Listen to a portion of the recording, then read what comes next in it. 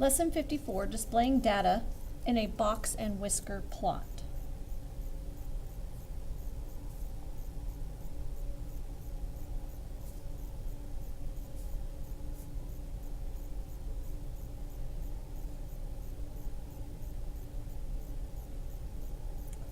So we're going to use an example to show how to make a box and whisker plot.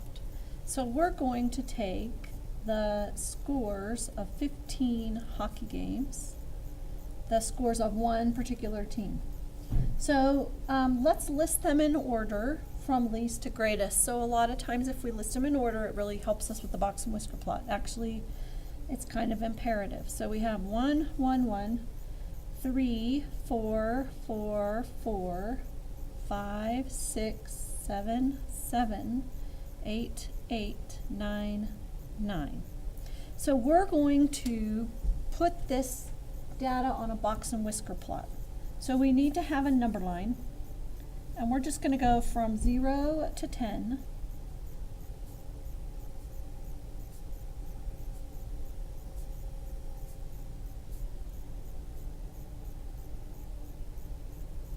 So the first one that we're going to graph is the smallest number on our list, which is a 1. And we come up above the number line. So it's not on the number line at all, it needs to be above. And this right here is the minimum, and it's sometimes called the lower extreme. Then we're going to graph the upper extreme, or the maximum, which is 9.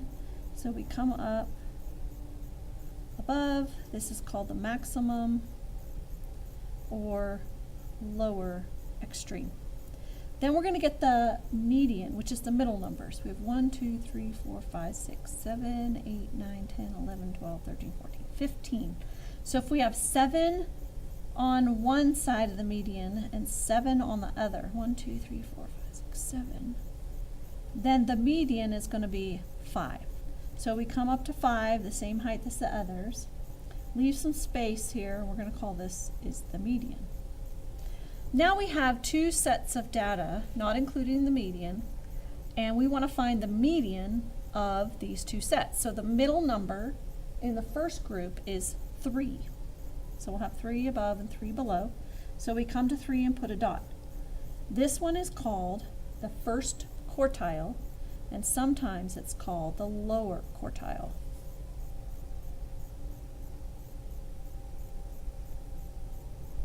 Then we want to find the upper quartile, which is the median of the remaining 7 numbers. So that's going to be an 8. We come up to 8, put a dot. This is called the third quartile. Now, notice we went from first to third. That's because the median is actually the second quartile, but we just call it the median. Then what we do is we put a box around the middle numbers. So these are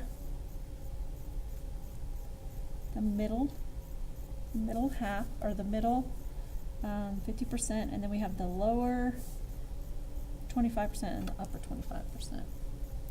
So notice it's called a quartile because we divide it in 4. We have this lower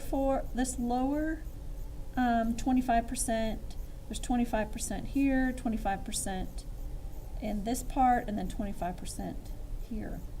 So the first and third quartile, we found those by finding the median of the upper and lower half of the data.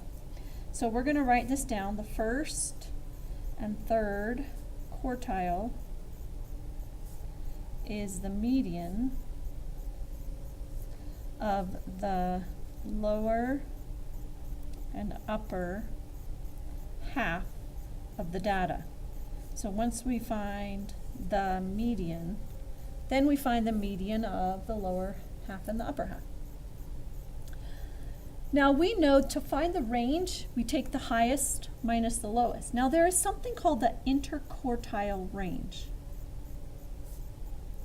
That is just the range of the box. So what you do is you take the third quartile minus, let's use the word minus, the first quartile. So in this example, and we call this IQR for interquartile range equals Q sub 3 minus Q sub 1. That's just telling us we're quartile 3 minus quartile 1. So in our example, we have 8 minus 3. So the interquartile range is 5. The range of all the data is 9 minus 1 or 8. Interquartile range is just 5. Now if we want to find true outliers, so outlier is just something that kind of hangs out way far away from all the others. So let's say we wanted to find the lower number that might be an outlier. You take like this: any value that is less than quartile 1 minus 1.5 times the interquartile range. That's going to be a true outlier.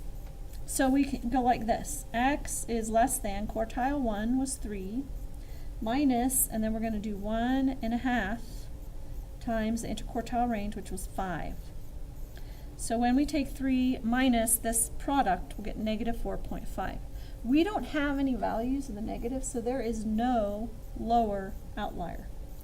To find the higher outlier, if you can find a value that is greater than quartile 3 plus 1.5 times the interquartile range, then you'll have an outlier on the positive side, or on the highest side.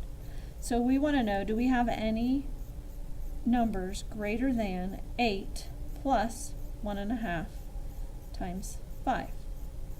Well, 8 plus that product is 15.5. And if you notice, we don't have any data values above 15.5. So we don't have any outliers at all in this set of data. And that's the end of the lesson.